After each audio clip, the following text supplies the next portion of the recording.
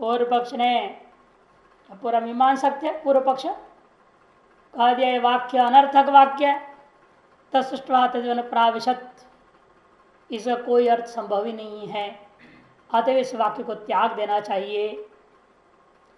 तब सिद्धांति कहता है ऐसा कहना ठीक नहीं है, क्योंकि आपका कहने का तात्पर्य शब्द की शक्यार्थ संभव नहीं है ये कहना चाहते हो, ये ऐसे कोई तात्पर्यार्थ भी नहीं है ये कहना चाहते हो।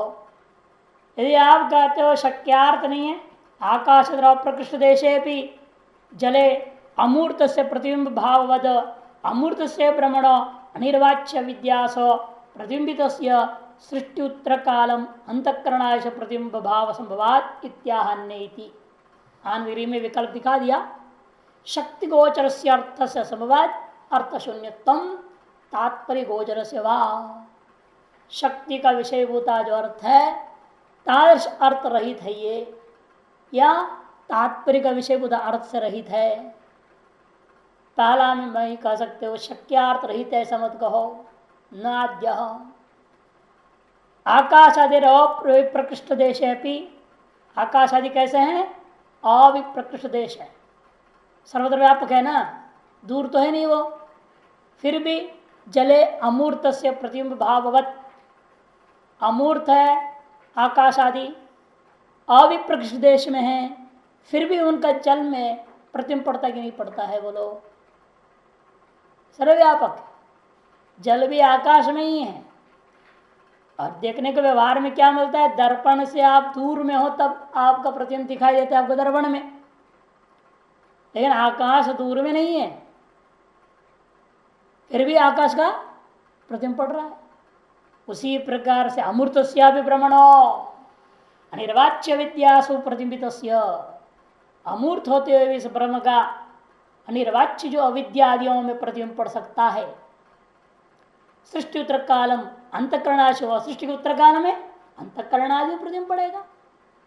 इसीलिए निषेध करते हुए कि न, आप इसका शक्यार्थ नहीं ऐसा मत कहो, तात्पर्यार्थ नहीं ऐसा मत कहो, अन्यार्थत्वा, क्योंकि वास्तव इसका प्रयोजन ही अलग है।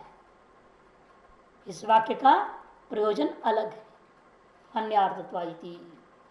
किमर्थम अस्तानि चर्चा, कहते हैं कि भाई यदि कहो कि अप्रासंगिक चर्चा क्यों करना है, जिसका कोई अर्थ नहीं मैंने निर्णय दे दिया। मीमांसक कहता है वाक्यार्थ का निर्णय दे लेने में हम तो अत्यंत प्रवीण लोग हैं, जो हमने निर्णय कह दिया इस वाक्य कोई अर्थ नहीं है, ऐसे वाक्य को लेकर यहाँ अप्रासंगिक व्यर्थ चर्चा क्यों करना? तो सिद्धांत कहता है ऐसा मत कहो। प्रकृतो ही अन्यो विवक्षितो अस्य वाक्य से अर्थवस्ति सस्मर्तव्य, क्योंकि इस वाक्य का प्रासंगिक अर्थ बतलाना दूसरा ही है, उसे भूलना नहीं चाहिए, सस्मर्तव्य वस्मरण कर लेना चाहिए। प्रकृतो अन्यो विवक्षितो अस्य वाक्य से अर्थो अस्ति, इस वाक्य का प्रकृत एवं विवक्षित दूसरा ही कुछ अर्थ है। आप जो अर्थ लेना चाह रहे जिस प्रकार से, वह अर्थ या नहीं हो सकता। अतएव आप समझ रहे हो कि इस वाक्य का अर्थ ही नहीं है, लेकिन ऐसा कहना उचित नहीं है। प्रकृत एकमेव द्वितीय ब्रह्म सत्यवानंदम ब्रह्म से, और उस प्रकृत अर्थ को घटाने के लिए इस वाक्य का विवक्षित अर्थ क्या है, ये निर्णय लेना चाहिए। और वो अर्थ है उसको स्मरण करो। क्या है वो? कहते देखिए, ब्रह्मविद आपनोति परम सत्यमानंदम ब्रह्म यो वेद निहितं गुहायाम, ये शुरुआत हुआ। ये सब दो एक एक का है। ब्रह्मविद आपनोति परम, जो ब्रह्मवेत्ता है वह परम ब्रह्म को ही प्राप्त करता है। और परम ब्रह्म क्या है? सत्य अनंत लक्षण वाला है। और उसको कहाँ अनुभव करता है व्यक्ति, प्राप्त करता है? यो वेद निहितं गुहायाम, जो अपने हृदय की गुफा के अंदर वह सर्वव्यापक प्रकाशमय स्वप्रकाश, ऐसा जो स्वतः सिद्ध निर्तिशय निरंजन आदि से विलक्षण विशेषणों से विशिष्ट कर कथन किया हुआ, लक्षित किया हुआ उस ब्रह्म को जो जानता है इत्यादि से वर्णन किया हुआ है। तद विज्ञान विवक्षित, उस ब्रह्म का ही बोध कराना इस सारी प्रक्रिया में विवक्षित। ये पंचकोश प्रक्रिया जो अपनाई गई है यहाँ, किस लिए अपनाया गया है? कोशों का वर्णन करना यहाँ लक्ष्य नहीं है, किंतु कोशों का निराकरण करना लक्ष्य है। जिन कोशों में आपकी अहंता ममता बनी हुई है उन कोशों को बांधना ही इष्ट है। बांध करके आपके अपने निज स्वरूप ब्रह्म का बोध कराना इस प्रक्रिया का मुख्य विवक्षित अर्थ है। तद विज्ञान ब्रह्म विज्ञानम च विवक्षितम प्रकृतंच तत्, क्योंकि वह ब्रह्म ही यहाँ प्रकृत है। ब्रह्म स्वरूप अनुगमाय च आकाशादि अन्नमयांतं कार्यम प्रदर्शितम, और एतादृश निर्गुण ब्रह्म का ही स्वरूप का अनुभव कराने के लिए सर्वानुगतत्व अनुभव कराना है। ब्रह्म का अनुभव कैसे कराएंगे? सर्वांतर है, वो सर्वानुगत है। वो ऐसे उस ब्रह्म का अवगमन कराने के लिए आकाश आदि से आरंभ करके अन्नमयांतं कार्यम प्रदर्शिता, अन्न पर्यंत कार्य को दिखाया। नाकाशोपाधिक ब्रह्म, वायुपाधिक ब्रह्म, सभी में वह कारण रूप ब्रह्म व्याप्त है। यह व्याप्ति कारण व्याप्ति के माध्यम से उसका वह कारणभूता जो ब्रह्म है वही आपका निज स्वरूप है। कारण त्याग करके आपका स्वरूप होता है। यह बात को स्थापित करने के लिए अन्नमय पर्यंत कार्यों को प्रदर्शित किया। ब्रह्मानुगमश्च आरब्ध, ब्रह्मानुगम के लिए सब क्यों किया? क्योंकि ब्रह्मानुगम ही आरब्ध है। प्रकरण का आरंभ हुआ ही वहां से, ब्रह्मविद आपनोति परम। तत्र अन्नमया आत्मन अन्योन्तरात्मा प्राणमय, तदंतर मनोमय, तदंतर विज्ञानमय। ब्रह्मानुगम के लिए आरंभ करते हुए ये बात कहा, वह अन्नमय से भीतर है, प्राणमय प्राणमय से भीतर मनोमय, मनोमय से भीतर विज्ञानमय, विज्ञानमय से भीतर आनंदमय, आनंदमय का प्रतिष्ठा जो अधिष्ठान है वही ब्रह्म है। विज्ञान गुहायाम प्रवेशिता, इस प्रकार से आपकी बुद्धि को धीरे धीरे अंदर ले आए, बाह्य पदार्थों से हटाते हुए स्थूल शरीर, फिर प्राणमय शरीर, फिर मनोमय शरीर, फिर विज्ञानमय शरीर तक अंदर अंदर करते हुए आपकी बुद्धि को भीतर अपनी गुफा की ओर ले आए। उस गुहा में, जिस गुहा में बुद्धि को अनुभव करना है, बुद्धि गुहा में प्रवेश करा दिया। प्रवेश कराने के बाद क्या कहा उन्होंने? तत्र आनंदमय विशिष्टात्म प्रतिष्ठित, उस विज्ञान में गुहा के भीतर और क्या है? एक आनंदमय नाम का आत्मा है वर्णन किया।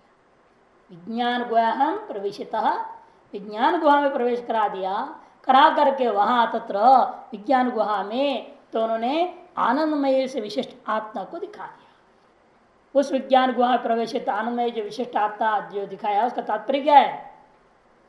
आपकी बुद्धि जब विज्ञान में कोश में स्थिर हो जाए, विज्ञानमयो अहम विज्ञानात् जातो अहम विज्ञानेनैव जीवितो अहम विज्ञानमयो अहम, ऐसा चिंतन करते विज्ञान स्वरूप अपना आपका चिंतन करते रहेंगे विज्ञानमय कोश का, तब व्यक्ति को वही टिकना नहीं है, उससे भी भीतर प्रवेश कराना बुद्धि को। तदंत, उसका भी अंतर, यत सर्वांतर, उससे भी भीतर होता हुआ पूर्व चार के अपेक्षा सर्वांतर बन रहा है, जो वह आनंदमय में भी मन को, बुद्धि को लगाना चाहिए। परंपरा ले जाना है, धीरे धीरे धीरे चिंतन है। ये मंद मध्यम अधिकारी के लिए पहले बोल चुके हैं। ये सारी प्रक्रिया पंचकोश आदि का वर्णन किया जा रहा है। अधिकारी जो होता है वह अनायास ही उस आनंदमय का चिंतन वहां कर सकता है। अतः परम आनंदमय लिंगादिगम द्वारेण आनंद विवृद्धि अवसान आत्मा। उसके बाद क्या किया श्रुति ने? अतः इसके आगे आनंद है लिंग बोधक, बोध द्वारा आनंद की वृद्धि बताई। वहां प्रिय, मोद, प्रमोद, ये सब क्या है? आनंद की वृद्धि हो रही है आनंद में कोश में। बढ़ाते बढ़ाते धड़ में सामान्य आनंद में ले गए, विशिष्टों से हटा करके सामान्य में ले गए, और विशिष्ट और सामान्य दोनों का अधिष्ठान पुच्छम प्रतिष्ठा में ले गए। ये आनंद की विवृद्धि है। ये आनंदमय लिंगादिगम द्वारेण, आनंदमय रूपी जो उस ब्रह्म का बोधक लिंग है, वो लिंग कहते हैं अन्य का बोधक वस्तु। लीनम अर्थम गमयती थी लिंगम, छिपी हुई किसी अन्य पदार्थ को बताने के लिए जो दूसरा प्रयोग किया जा रहा है उसको लिंग कहा जाता है। जैसे छिपा हुआ अग्नि को बोध कराता है धुआं, इसे धुएं को क्या कहा आपने? लिंगम, हेतु, ये सब कहा जाता है। इसलिए आनंदमय ही ये लिंग है, आनंदमय रूपी लिंग। किसका लिंग है ये? ब्रह्म का बोधक लिंग है। कैसे बोध करा रहा है? लिंग आदिगम द्वारेण, उस आनंदमय रूपी लिंग का ज्ञान के द्वारा, बोध द्वारा आनंद की विवृद्धि अवसाने, आनंद की विवृद्धि का अवसान में जाकर के शुद्धात्मा का बोध होता है। उसके लिए क्या वाक्य प्रयोग किया श्रुति ने? ब्रह्म पुच्छम प्रतिष्ठा, ये वाक्य। सर्वविकल्पास्पदो निर्विकल्प, देखो सकल विकल्पों का आश्रय अधिष्ठान है और स्वयं निर्विकल्प स्वरूप है। अस्यामेव गुहायाम अधिगंतव्य, वो इसी गुहा में अनुभव करना चाहिए, तत्प्रवेश प्रकल्प्यते, इसलिए आनंदमय में प्रवेश की कल्पना की गई है। यहाँ तत्सृष्टवा तदेव प्रावेश, ये प्रवेश की कल्पना जो है इतने मात्र इसका तात्पर्य है हमें अपने स्वरूप का अनुभव कराना। इस अविद्या के कारण से अज्ञानी बना हुआ जीव को उसके अपने निज स्वरूप बोध कराने के लिए प्रक्रिया अपनाई गई है। नहीं अन्यत्र उपलब्ध ब्रह्म, कहते यही प्रक्रिया की क्या जरूरत है? बाहर किसी में दिखा देते ब्रह्म वो है, देख लो उसके भीतर, जब सर्वत्र है वो किसी के भी भीतर दिखा सकते हैं ना, तब क्यों अपने अंदर ले जाने की चेष्टा कर रहे हो आप, अंतर यात्रा करने की कह रहे हो आप? तब हेतु दे रहे, देखो कारण यह है वहां कि जो है नहीं अन्यत्र ब्रह्म, जैसे आपका चेहरा सभी पर दिखाई नहीं देता लेकिन दर्पण में ही दिखाई देता है ना। चिकना दीवार हो, उस पर जल डाल दो तो उस पर भी दिखाई देता है विशिष्ट स्थिति में। तो उसी प्रकार से ब्रह्म यद्यपि सर्वत्र व्यापक है तो भी उसका अनुभूति हमें नहीं हो सकता, बुद्धि रूपी गुफा में ही होगा। इसलिए कहते हैं कि अन्यत्र न उपलब्धते ब्रह्म, क्यों? निर्विशेषता, क्योंकि वह निर्विशेष है। अन्यत्र तो उपलब्धि योग्यत्व उसमें नहीं है, कारण क्या है? वो निर्विशेष है। फिर विशेष संबंध ही उपलब्धि हेतु दृष्टा, क्योंकि विशेष के साथ संबंध होने पर ही उपलब्धि का साधन होता है। यही लोक व्यवहार में देखने को मिला। कहीं भी जा रहे आ रहे बैठे इस समय भी आपका प्रतिबिंब तो पड़ रहा है कहीं ना कहीं किसी न किसी चीज पर, लेकिन अनुभव में आएगा क्या? वो दर्पण में विशेष संबंध होने पर वो अनुभव में आता है। इसे कहता है विशेष संबंध ही उपलब्धि हेतु, विशेष संबंध ही अनुभूति का कारण होता है। यही लोक में दृष्टांत में समझ में आ जाता है। जैसा राहु है, राहु का अनुभव कैसे होएगा? राहु ग्रह किसी को दिखता नहीं है, तो क्या कहा उसके लिए? जब सूर्य और चंद्र की ऐसी स्थिति होगी जिससे कि छाया पड़ जाए, वो छायामय पुरुष है अभी राहु, केवल सिरबुता जो राहु है वो छाया रूपा है। और छायामय जो राहु कैसे दिखाई देगा हम लोगों को? तब का ग्रहण के दिन देख लेना। ग्रहण के दिन जो सूर्य या चंद्र ग्रहण है या सूर्य ग्रहण है, उस समय जो छाया दिखता है उस पर वही राहु है। वो छाया किसकी पड़ रही है? पृथ्वी की। इन पृथ्वी के छाया पर अभिमान कर लिया है राहु ने उतने काल के लिए, और अन्य कोई तरीके से आप राहु का अनुभव नहीं कर सकते। कोई नहीं देख सकता राहु को, एक ही एक प्रक्रिया है, ग्रहण के दिन उसको देख सकते। राहु चंद्रार्क विशिष्ट संबंध, जिस प्रकार से चंद्र और सूर्य के साथ विशेष संबंध होने पर राहु का दर्शन होता है, उसी प्रकार से समझो यहां पर है। जब सूर्य और पृथ्वी के बीच में चंद्रमा आ जाए तब चंद्र का इस ढंग से आ जाता है ताकि चंद्र का प्रतिबिंब जो है, छाया जो है सूर्य पर पड़ जाए, तो सूर्य ग्रहण करके हम लोग कहते हैं। और जब सूर्य और चंद्र के बीच पृथ्वी आ जाए तो पृथ्वी की छाया चंद्रमा पर पड़ती है, तो उसको हम कहते हैं राहु मैंने ग्रहण हो गया। छाया पड़ना, वो छाया ही राहु है, उससे उसका अभिमान है, देवता उसी पर अभिमान कर बैठा हुआ है। तीसरे कहते हैं जिस प्रकार से एक विशिष्ट संबंध में ही, एक विशिष्ट काल में ही हम राहु का अनुभव कर पाते हैं। उसी प्रकार से हृदय भी गुफा भी विशिष्ट संबंध और अत्यंत अंतर्गण शुद्धि रूपा विशिष्ट काल, या जिस समय पहले बोल चुके यावता यावता अंतर्गण शुद्धि होते जाता है, वैसे वैसे आनंद की वृद्धि होती जाती है अनुभूति का। सर पूर्ण शुद्धि काल में ही पूर्ण आनंद ब्रह्म का अनुभूति हो सकता है। एवं अंतकरण गुहात्म संबंधो ब्रह्मण उपलब्धि तो इसी प्रकार से अंतकरण रूपी गुफा में इस आत्म संबंध का आत्म संबंध ब्रह्मण उपलब्धि है तो ब्रह्म की उपलब्धि का साधन होता है, कारण होता है। समझो, अंतकरण रूपी गुफा के साथ आत्मा का जो संबंध है वही जो है ब्रह्म उपलब्धि का सर्वश्रेष्ठ साधन है। सन्निकर्षाद अवभाषात्मकत्वाचंतकरण, क्यों अंतकरण में आप कह रहे हो? अंतकरण में क्यों कहते? सन्निकर्षात, क्योंकि सात्विक कार्यों में से सर्वोत्कृष्ट सात्विकता का कार्य कौन है? अंतकरण। अतः वही सत्व शुद्धता की दृष्टिकोण से अत्यंत निकट पूर्ण शुद्ध है ब्रह्म, नित्य शुद्ध बुद्ध मुक्त स्वभाव बोलते हैं आप, इसीलिए पूर्ण शुद्ध है। उसे थोड़ा सा अशुद्धि के साथ युक्त कौन है? अंतकरण। और पक्षत में अशुद्धियां ज्यादा होते जाते हैं।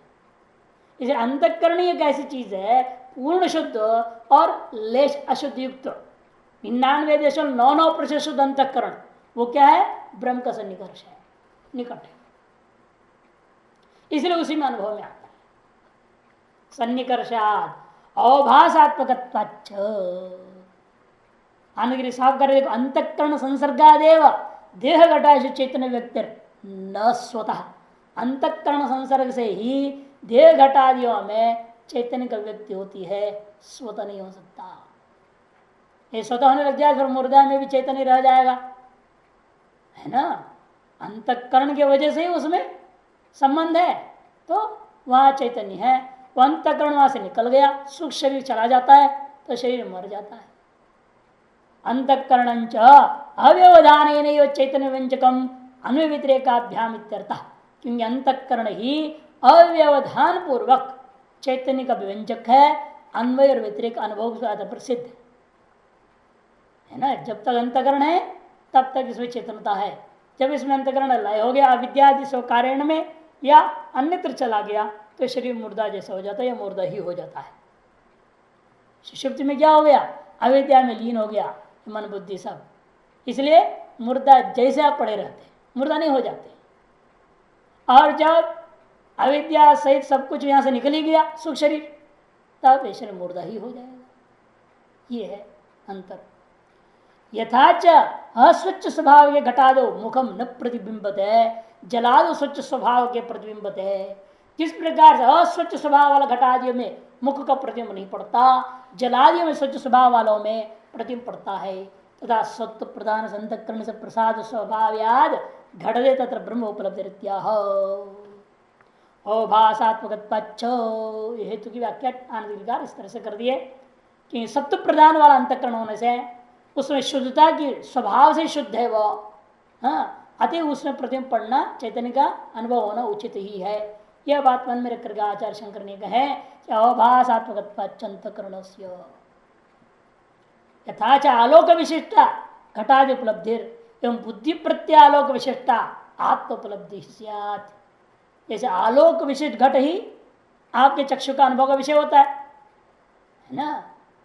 अब घट वहां है सामने में, अंधकार में पड़ा है, और आलोक आपने आंख में लगा दी, दिखेगा क्या घट वहां? अरे आलोक आंख में जरूरत नहीं, आलोक घट पे जरूरत है। घट आलोक युक्त हो तो आपकी आंख आराम से ग्रहण कर सकता है। उसी प्रकार से यह हाल है अंतःकरण का भी। इसी कहते हैं कि जिस प्रकार से आलोक युक्त जो घट है उसी को आंख ग्रहण कर सकता है, आलोक विशिष्टा घटादिर उपलब्धि ही एवं बुद्धि प्रत्यालोक विशिष्टात्मा, बुद्धि प्रत्यय रूपा आलोक से विशिष्ट जो आत्मा है वही उपलब्धि सियात, वह तभी उपलब्धि होती है। समझो, उपलब्धि के हेतु बुद्धि रूपी गुहा में ब्रह्म निहित है जो कहा गया, इसमें समझा रहे हैं बुद्धिवृत्ति रूपी आलोक, बुद्धि प्रत्यालोक मैंने बुद्धिवृत्ति रूपी आलोक, निर्विषयी बुद्धिवृत्ति होनी चाहिए ना। मन एव कारण बंध मोक्ष क्या कहा, सविषय बंध कारणम निर्विषय मोक्ष कारणम। सविषय अंतःकरण वृत्ति क्या है, बंधन का कारण है। निर्विषय अंतःकरण वृत्ति हो जाए तो मोक्ष का कारण होता है। उस निर्विषय अंतःकरण वृत्ति में ही ब्रह्म का अनुभूति होती है। इसे कहते हैं बुद्धि वृत्ति रूपी आलोक से विशेष जो आत्मा है, न आत्मा के अलावा कोई दूसरा विषय नहीं, केवल चैतन्य का प्रतिबिंब के अलावा कोई और विषय नहीं है। ऐसी स्थिति में ही उस ब्रह्म की उपलब्धि होगी, अनुभूति होती है। तस्मात् उपलब्धि है तो गुहायम नहीं तमिति प्रकृतम एवं। इसलिए उपलब्धि का कारणीभूत होकर हेतु को यहाँ कथन करने के लिए ही गुहा में वह प्रविष्ट है। इस प्रकार से प्रकरण आरंभ किया गया था। अतएव अप्रासंगिक नहीं है ना, प्रासंगिक है। यो वेद नीतम गुहायाम कहा था, गुहा में निहित है। वो गुहा कौन है, विज्ञान में गुहा, उसके अंदर निहित है आनंद में। उस आनंद में का भी में आनंद वृत्ति की पराकाष्ठा में पहुंचते हुए ब्रह्म की अनुभूति होनी है। इसीलिए प्रकृति के साथ कोई विरोध नहीं बन रहा है। तद वृत्ति स्थानीय तुय पुनः तत्सृष्टा तनुप्रावचित उच्यते। इसलिए यो वेद नियतं गुहाया, इस वाक्य के एक तरह से वृत्ति समझो, स्वयं श्रुति व्याख्या कर रही है। इस प्रक्रिया को अपना कर यो वेद नीतं गुहायाम, इसी वाक्य का व्याख्या है ये पंचकोश। ब्रह्मपुच्छम पृष्ठा तक की सारी बातें क्या है, यो वेद नीतं गुहायाम का व्याख्या है, समझो। वेद वृत्ति स्थानीय तुय, तदवृत्ति मने यो वेद नीतं गुहायाम इति वाक्यस्य वृत्ति स्थानीय मने व्याख्या स्थानीय, यह पुनः ये जो आया था तत्सृष्ट इत्यादि। इसलिए प्रकृति के साथ कोई विरोध नहीं है, तात्पर्य समझो। उसका आनंद बड़ा सुंदर समझा है कि यथा जाड्य साम्यपि तमो लक्षण आवरण अभव समर्थम आलोको। यद्यपि आलोक भी माया का कार्य है। सूर्य आदि का जो प्रकाश निकल रहे हैं, किरण जो निकल रहा है, वो क्या है, जड़ है। और अंधकार भी क्या है, जड़ है। दोनों जड़ होता हो भी आलोक क्या करता है, अंधकार रूपी जड़ को अभिभूत कर देता है। जाड्य साम्येपि तमो लक्षण आवरण अभिभव समर्थम आलोको अंगीक्रियते। जाड्य साम्येपि अंतकरण से प्रत्याकार परिणतस्य अज्ञान लक्षण आवरण अभिभव सामर्थ्यम अंगीकर्तव्यम। इसी प्रकार से अंतकरण भी क्या है, अविद्या का कार्य है, और अविद्या खुद भी जड़ात्मक है। अंतकरण भी जड़ है, अविद्या भी जड़ है, और अविद्या ने उस अंतकरण को ढक रखा है, या नहीं। उसको कौन प्रकाशन कर सकता है, अंतकरण की वृत्ति विशेष। जैसा आलोक क्या है, वह भी एक जड़ विशेष ही है। एक जड़ घट है, उसको अंधकार रूपा दूसरा जड़ ने ढक दिया, तीसरा जड़ आकर के उसको आवरण को भंग कर देता है। इसी पर यहां भी हो रखा है आपका। तीन चीजें यहां पर भी, तीनों जड़ात्मक है। अंतकरण भी जड़ है, अंतकरण का आवरण अविद्या भी जड़ है, लेकिन उसमें होगा क्या, अंतकरण जो वृत्ति विशेष है वो आलोक के समान क्या काम करता है, उस आवरण विद्या को नष्ट कर देता है। तब अंतकरण में जो प्रतिफलित चैतन्य है वो अनुभूति हो जाती है। इसे कहते जाड्य साम्येपि तमो लक्षण आवरण अभिभव का सामर्थ्य आलोक में, ऐसा मानते हो सर। जाड्य साम्येपि, इसी प्रकार जाड्य के समान होने पर भी अंतकरण का प्रत्याकार परिणत अंतकरण से शुद्ध अंतकरण नहीं करेगा, लेकिन निर्विषय वृत्ति जो निकलती है, अंतकरण जब निर्विषय आकार वृत्ति परिणाम हो जाए तब उसी में है, उसी वृत्ति में सामर्थ्य होता है आवरण को भंग करने का। प्रत्याकार परिणत अज्ञान लक्षण आवरण विभव सामर्थ्यम, अज्ञान को अभिभूत रूपी आवरण को अभिभूत करने के सामर्थ्य रूपा जो है हम स्वीकार करते हैं। इसको समझाने ने कहा यथावा इत्यादि से। तदेव इदम आकाशादि कारण कार्य सृष्टवा अब आ रहे वापस वाक्य में, शास्त्र समाप्त हो गया है ना। तसृष्टवा तदेव अनुप्राविशत, उसके वार्त में तदेव इदम आकाशादि कारणम सृष्टा। तसृष्टा मैंने वह आकाशादि संपूर्ण कार्य कारण भाव को सृष्टि करके, आकाशादि कारणम, वह जो आकाशादि कारण तो ब्रह्म ने क्या किया, कार्यम आकाशादि कार्यों को सृष्टि करके, आकाशादियों का कारण होता तत्, तत्सृष्टा में तद अलग पद है, सृष्टा अलग क्रियापद है। तत् का मतलब क्या वो समझा रहे, तद मने आकाश आदि का जो कारण ब्रह्म, उसने क्या किया, कार्यम सृष्टवा, ऐसा तत्सृष्टवा के बीच में तद ब्रह्म कार्यम सृष्टवा, ऐसा अनुभव कर लेना। क्या कार्य सृष्टि किया, आकाश आदियों का, इसलिए उस ब्रह्म को आकाश आदि का कारण कह रहे हैं हम। आकाश आदियों का कारण होता वह ब्रह्म ने आकाश आदि कार्यों को सृष्टि करके, तदनु प्रविष्टम इव, है ना, इव कह दे भाषाकार, उस अनुप्रवेश के समान अनुप्रवेश तो व्यापक है, प्रवेश क्या करेगा, पहले खंडन कर चुके हैं। अब बिल में जैसे छुआ घुस जाए, शाम घुस जाए, ऐसा हो नहीं सकता। जितनी भी प्रकार का प्रवेश, सब प्रवेशों का खंडन कर दिया, इसलिए कहते हैं तद अनुप्रविष्ट इव, अनुप्रविष्ट के समान। कहा अनुप्रविष्ट के समान है वो, अंतर्गुहायाम बुद्धौ दृष्टि श्रोत्र मंत्र विज्ञात विशेषवद उपलब्धते। इस अंतःकरण रूपी गुफा में, बुद्धि में प्रविष्ट के समान अनुभव आ रहा है, जिसकी वजह से आप अपने आप को क्या बोलते हैं, मैं दृष्टा हूं, मैं श्रोता हूं, मैं मनता हूं, मैं विज्ञाता हूं। इस प्रकार से विशिष्ट रूप में नहीं आप अनुभव कर पाते, विशेषवद उपलब्धते, विशेषवान होकर उपलब्धि में आता है, अनुभव में आता है। सएव तस्य प्रवेश, यही उसका प्रवेश। ऐसा अनुभव आने का मतलब ही उस ब्रह्म का प्रवेश है, कुछ नहीं। आपके अंदर जब तक अनुभूति रहेगी, मैं करता हूं, मैं भोगता हूं, श्रोता हूं, मनता हूं, दृष्टा हूं, ये तार्श अनुभूति ही का तात्पर्य है ब्रह्म इसमें प्रविष्ट है। सएव तस्य प्रवेश तस्माद अस्तित्व कारण ब्रह्म, इसलिए इसका कारण ब्रह्म जरूर है।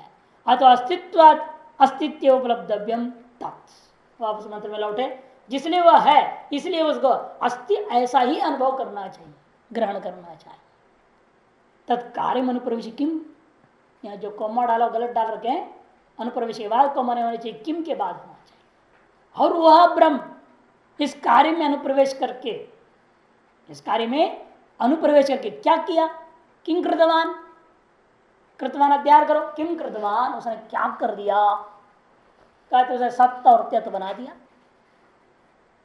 सच्च मूर्तम त्यच्च अमूर्तम अभवत, सच्च त्यच्च अभवत, मंत्र में लौट गए हैं सब। ये जो प्रकटक आप देखा पैरा, ये पूरा मंत्र में लौट गए।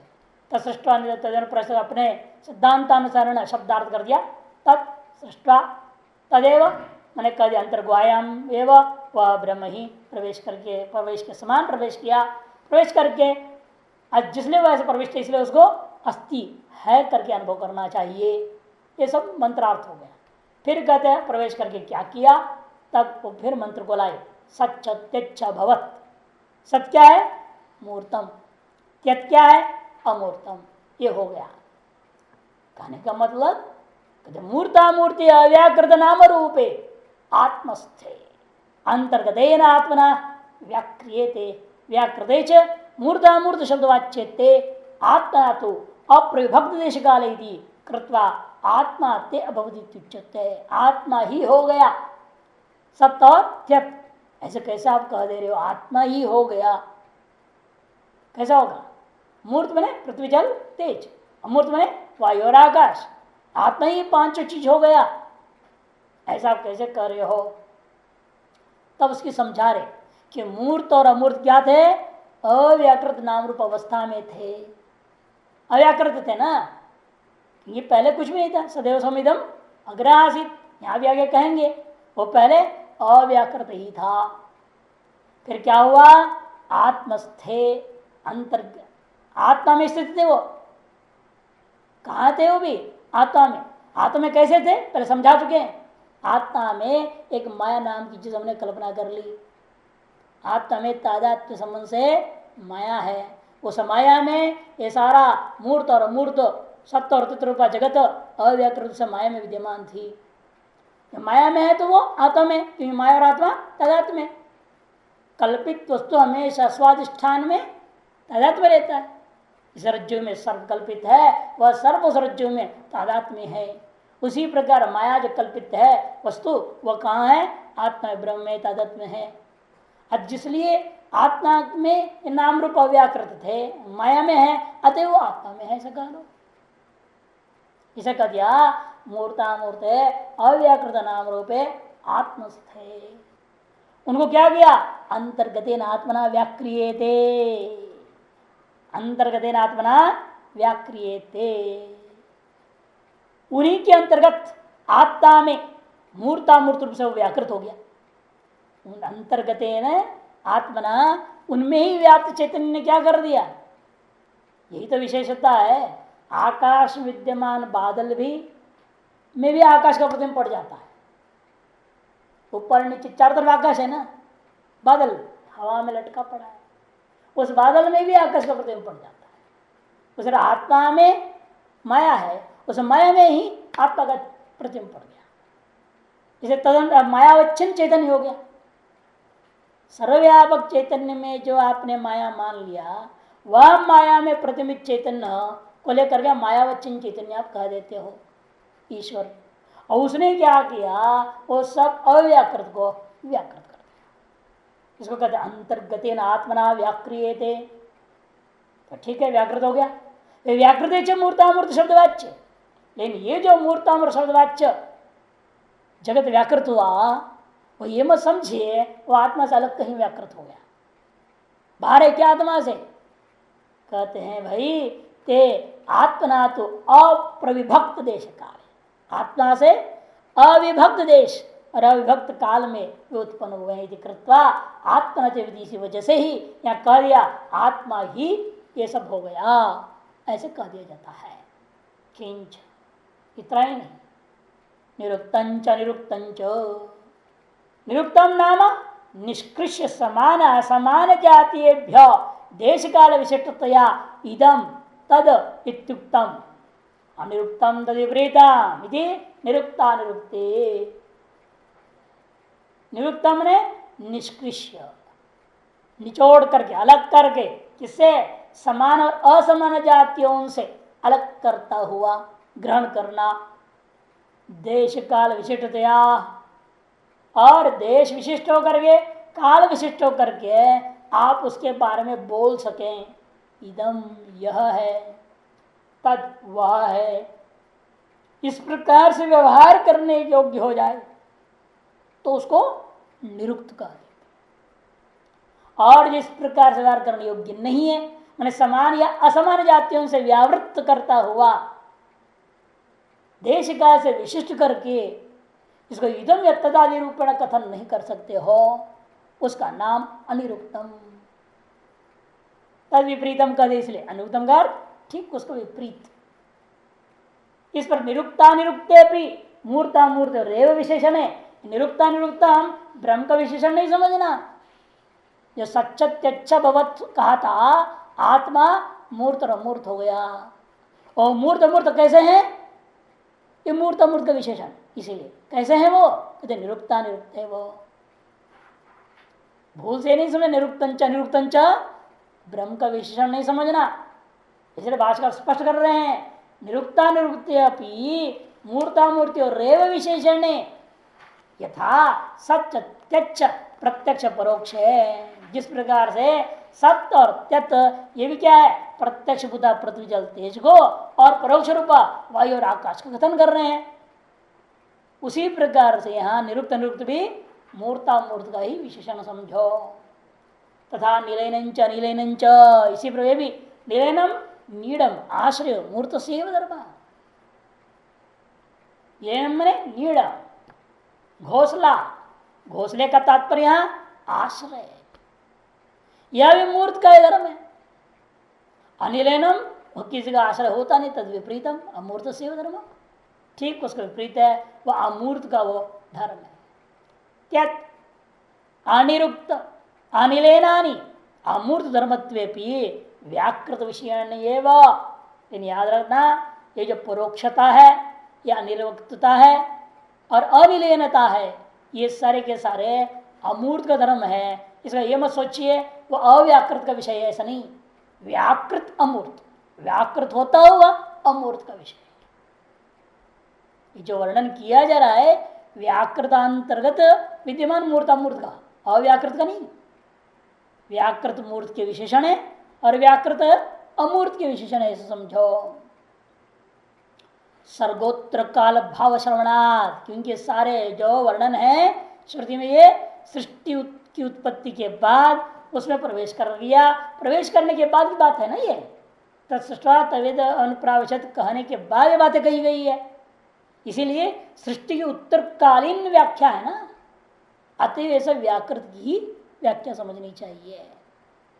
क्या देती प्राणादि अनिरुक्तम तदेव अनिलनंच, शब्द से प्राणादि एक नंबर टिप्पणी स्पष्ट कर दिया।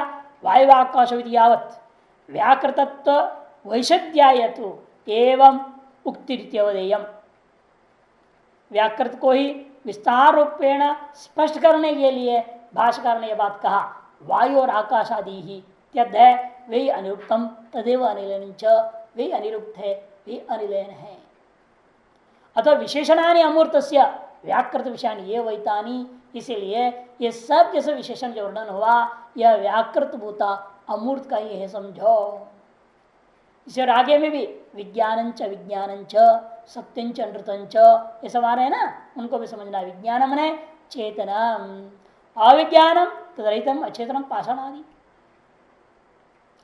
सत्यंच, सत्यम से क्या लेना, व्यवहार विषयम अधिकार, कि व्याकृत प्रपंच की चर्चा चल रही है, इसे सत्यम ब्रह्म नहीं लेना सीधा, या अन्य चीजों में नहीं ले सकते, क्योंकि व्याकृत की चर्चा हो रही है तो व्यावहारिक बात हो गई। इसलिए व्यावहारिक विषय, व्यवहार विषय को ही लेकर के यहाँ ग्रहण करना है। अधिकारात व्याकृत का अधिकार होने से सत्य इत्यादि व्यावहारिक पदार्थों का यह प्रकरण है, इसीलिए उसी प्रकरण में पट सत्य होने के नाते व्यावहारिक सत्यता को ही लेना है। न परमार्थ सत्यम एकमेव ही परमार्थ सत्यम ब्रह्म, क्योंकि यहाँ परमार्थ सत्य क्यों नहीं लेना, क्योंकि वो एक में अद्वितीय ब्रह्म है। वो अनृत का विकल्प कहाँ से आ जाएगा, सत्यंच अनृतंच, दो कैसे हो जाएगा। अनृतंच तो विपरीत, अनृत क्या है, ठीक उसका विपरीत, सत्य का विपरीत अनृत लेना। व्यवहार में जो झूठ आदि, झूठ छल कपट। किम पुनरेतत् सर्वम अभवत् परमार्थ सत्यम, किम पुनस्तत् ब्रह्म, किम पुनरेतत् सर्वम अभवत्, या कौन होना चाहिए, क्या चीज ये सब कुछ हो गया, कौन है वो ये सब कुछ जो हो गया है। यदि परमार्थ सत्यम, जो पारमार्थ सत्य ब्रह्म है वही ये सब कुछ हो गया। जो परमार्थ सत्य ब्रह्म है वही व्याकृत मूर्तामूर्त संपूर्ण जगत हो गया।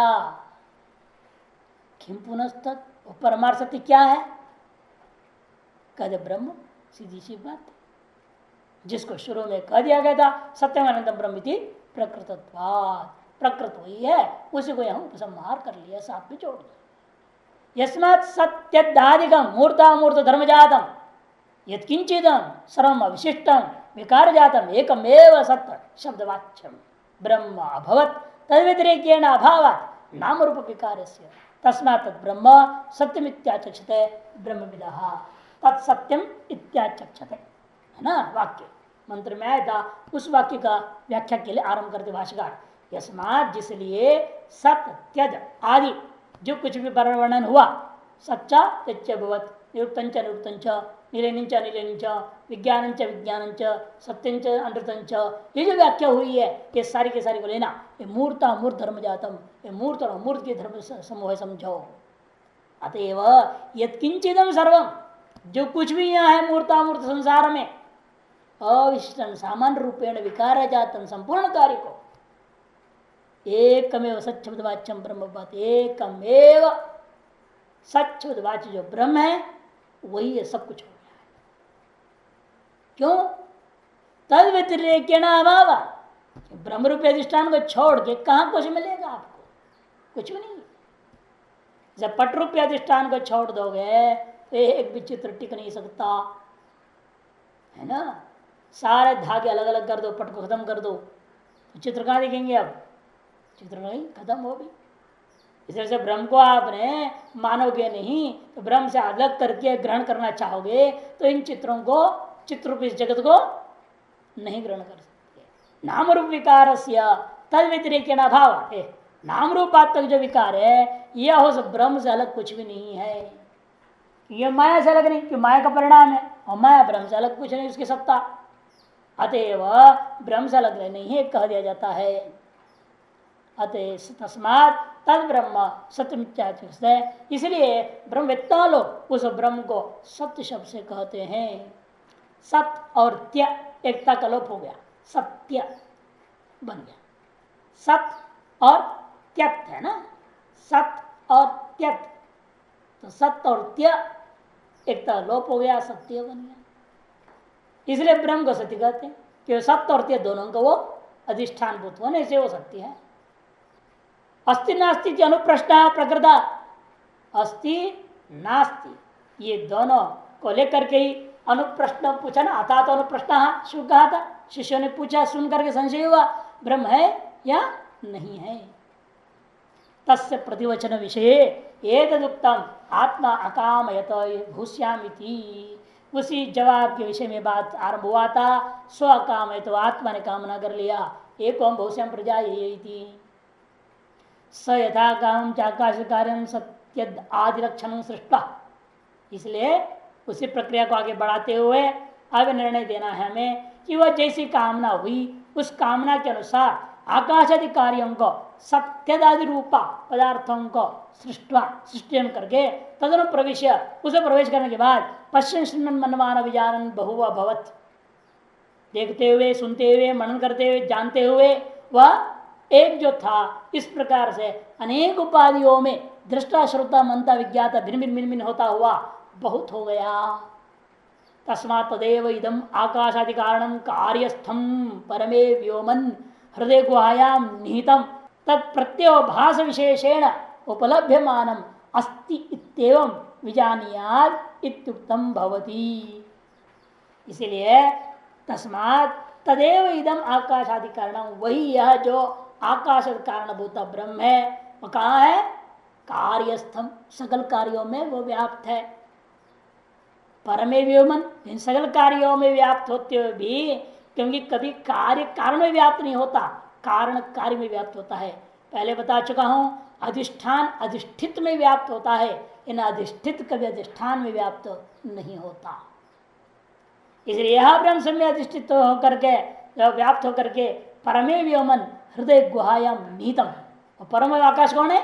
हृदय गुफा में विद्यमान जो परम श्रेष्ठ आकाश, जानभूति होने उसको परम आकाश कह दिया। निर्दय आकाश है वो, उसमें निहितम, क्योंकि तत्प्रत्योभास विशेषेण उपलभ्यमानम, तादृश अंतःकरण वृत्ति जब ब्रह्माकार वृत्ति हो जाए, ब्रह्माकार वृत्ति के द्वारा ही रूपी जो अवभास विशेष के द्वारा अनुभूयमान है वो, क्योंकि बुद्धिवृत्ति के अवभास विशेष से उपलब्ध होने वाला है यह ब्रह्म। अस्तित्व विजानियाद इत्युक्तम, इसलिए अस्ति या नास्ति ये प्रश्न में से नास्ति को छोड़ दो, अस्ति ऐसा ही तुम उसे निश्चय कर लो। इत्युक्तम भवति, यह बात इस प्रकरण के द्वारा कहा गया है 7 मंत्र तक, 1 से 7 में। तदेतस्मिन् अर्थे ब्राह्मणोक्ते एष श्लोको भवति। तदेतस्मिन् अर्थे, यह जो ब्राह्मणोक्त पदार्थ का ही और विस्तार रूपेण और स्पष्टीकरण करने के लिए आगे हम मंत्र भाग आरंभ होता है। यथा पूर्वेशु, जैसे पहले से आ रहा है, पूरा पूरा कृष्ण यजुर्वेद में ऐसा ही है। अन्नमय आदि में क्या देखा आपने? अन्नमय आदि आत्म प्रकाशका पंचसोपि एवं सर्वांतरतम आत्मस्तित्व प्रकाशकोपि मंत्र।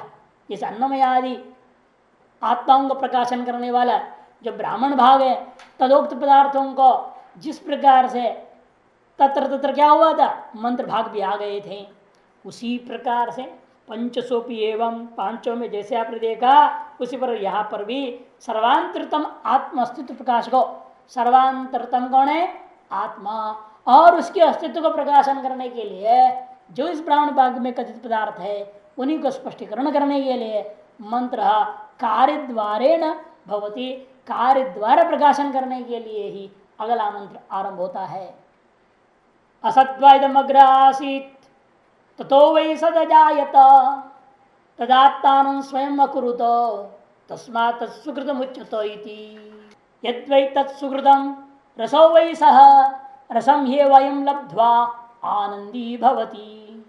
को ह्यावन्यात् कः प्राण्यात् यदेशाकाशानंदो न स्यात् येषैव आनंद याति यदा हि वैशे तस्मिन् अदृश्यनात्मनिरुक्त्यनिलेन अभयं प्रतिष्ठां विदते अदसो अभयं गतो भवति। यदा हि वैशे तस्मिन् उदरं मन्त्रं कुरुते अद तस्य भयं भवति। तत्त्वेव भयं विदुषो अमन्वानस्य तदप्येष श्लोको भवति। कहते हैं असद्वादम अग्र आसीत इदम जगत अग्रे, ये जो व्याकृत रूप में दिख रहा है जगत, इस व्याकृत रूपता से पूर्व में क्या था? असत था, माने अव्याकृत था। यहां असत तात्पर्य अव्याकृत था। ततो वही सद जायता, उससे यह व्याकृत जगत उत्पन्न हो गया। सृष्टि से पहले यह नाम रूपात्मक जगत अव्याकृत ब्रह्म स्वरूप ही था। उसी अव्याकृत ब्रह्म रूप से नाम रूपात्मक व्याकृत सत उत्पन्न हो गया। तद आत्मान स्वयं अकुरुत, उस ब्रह्म ने स्वयं अपने आप को ही नाम रूपात्मक जगत बना डाला। इसलिए तस्मात् तत्सुकृतम उच्यते, इसी वजह से, इसीलिए ही ब्रह्मवेत्ता लोग क्या कहते हैं? वह सुकृत कहा जाता है। स्वयं किया हुआ, इसलिए सुकृत। स्वयं को सुआदेश, स्वयं कृत इति सुकृत, सुष्टुकृत शोभन कृत सुकृत नहीं लेना, यहां स्वयं कृत सुकृत लेना। यद्वैत सुकृत, वह जो भी प्रसिद्ध सुकृत है, स्वयं कृत है, वह निश्चय रूप से रस ही है। रसो वही सह, रस है, आम का रस है, नींबू का रस, ऐसा अर्थ नहीं लेना, वह सार्वभौम तत्व। रसम ये वयम लब्ध आनंदी भवति, क्योंकि मधुराज रस को प्राप्त करे जैसा पुरुष यहाँ सुखी होता है, उसी प्रकार से उस आनंद रूप अपने आत्मा को प्राप्त करके सभी सुखी हो जाते हैं। कोई एवं अन्य कह प्राण्या, कौन यहाँ अपानन क्रिया कर सकेगा, कौन यहाँ प्राण क्रिया कर सकेगा? यदि ऐश आकाश हो आनंदो न स्यात्, जब हृदयाकाश में स्थित आनंद स्वरूप परमात्मा न होता। आकाश तात्पर्य हृदयाकाश, हृदयाकाश में स्थित यह आनंद यदि नहीं होता, कौन इस शरीर में रह करके प्राण और अपानन क्रिया कर सकता? न कोई नहीं कर सकता। ये शिव आनंदयाति, कहते हैं आनंदयति को आनंदयादि हो गया है, पहले बता चुके, विचार हो चुका है। निजंत है आनंदयति, आनंदयाति जो है दीर्घ उच्चारण से, इसलिए वह ब्रह्म अवश्य है जिससे कि प्राणादि चेष्टाएं हो रही है, क्योंकि यही लोक में धर्मानुसार सभी को सुख को प्रदान करता है। और जिस समय यदा ये तस्मिन् अदृश्य अनात्म निरुक्त निलेने अभयम प्रतिष्ठा में देते हैं, जब जिस समय यह मुमुक्षु जो साधक है वह इस न देखने योग्य ये तस्मिन्, ये कैसा ब्रह्म है जो इंद्रियों का विषय नहीं, दृष्टि का विषय नहीं है, अनात्म शरीर से रहित है, अनिरुक्त निर्वचन के योग्य नहीं है, अनिर्णय आधार रहित है, सबका आधार स्वयं है तो उसका कोई आधार नहीं है। ऐसा अभय पद रूपा ब्रह्म को जान लेता है, अनुभव कर लेता है, तब वह भी अभय स्थिति को प्राप्त करता है। अभयम प्रतिष्ठां विन्दते, अतः सो अभयम गतो भवति, इसलिए उसके अनंतर ही उस समय ही निश्चय यह अभय को प्राप्त हो जाता है। और ठीक उल्टा यदा एतस्मिन् उदरम मंत्रम कुरुते, और जब यह साधक मुमुक्षु एतस्मिन् इस ब्रह्म के विषय में उत अरम, उदरम मैंने पेट नहीं समझना, उदरम शब्द आ गया या पेट ऐसा अर्थ ना करो, उत और अरम अलग अलग है। मने किंचिदपि अल्पमपि अंतरम मने भेदं कुरुते चेत, भेद करोगे तो अतः तस्य भयं भवति, उसके अंदर भय भय हो जाएगा। उत्या अपि अर्थ में अरम अल्पम, विपरीत क्रम अरमुत, अरम उत, अरम ने अल्पम, उत मने अपि, अल्पम अपि, किंचिदपि, अंतरम भेदम द्वैतम कुरुदे अतः से भयम भवती, निश्चित रूप में वह भयग्रस्त हो जाता है। क्योंकि तत्व एवं भयम विदुषो मनमानस्या, क्योंकि भेद दर्शक ज्ञानी के लिए वह ब्रह्म ही भयरूप हो जाता है, वह ब्रह्म ही भयरूप हो जाता है। अमनमानस्य विदुषो है, जो बड़ा विलक्षण है, श्रुतियां विदुषा भी कह रहे हैं और अमनमानस्य का मतलब क्या, वेद आदि सब पढ़ लिया, शब्दार्थ को पकड़ लिया है, लेकिन अभी ब्रह्म को मानता नहीं है। ऐसा जो व्यक्ति अज्ञानी है, जो भेददर्शी है, अभेद को स्वीकार नहीं करता, ऐसा व्यक्ति को वह ब्रह्म तत्व एवं, तू मैंने किंतु तदेव मैंने वो ब्रह्म एवं भयरूपम भवति, ब्रह्म ही भयरूप हो जाता है उसके। इसी विषय में यह आगे वाला मंत्र भी है, तदप्येष श्लोको भवति।